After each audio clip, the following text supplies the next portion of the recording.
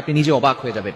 মধ্যরাত, এই রাতটা হচ্ছে রাতের শেষ অংশে যদি আপনার চোখ খুলে যায় তাহলে মনে করবেন আল্লাহ তাআলা আপনাকে সফলতার দ্বার প্রান্তে পৌঁছে দেওয়ার জন্য আপনার চোখটাকে খুলে দিয়েছে। কিন্তু দুঃখজনক হলেও সত্য, আমরা অনেকেই রাতের বেলা হঠাৎ করে চোখ খুলে গেলে অথবা ঘুম ভেঙে গেলে কিন্তু আমরা আল্লাহকে স্মরণ করি না। এই সময়টা হচ্ছে সবচেয়ে গুরুত্বপূর্ণ সময়। বুখারী শরীফের বর্ণনা, নবীজি সাল্লাল্লাহু আলাইহি ওয়াসাল্লাম জানিয়ে দিয়েছেন, নবীজি সাল্লাল্লাহু আলাইহি ওয়াসাল্লাম বলেন, রাতের শেষ অংশে, মধ্যরাতের পরেই রাতের শেষ অংশে যখন রাত একেবারে গভীর হয়ে যায়, এই সময়টা আল্লাহ তাআলা প্রথম আসমানে চলে আসেন এবং আল্লাহ তাআলা বান্দাদেরকে ডাকতে থাকেন, কার কি লাগবে আমি আল্লাহর কাছে চাও।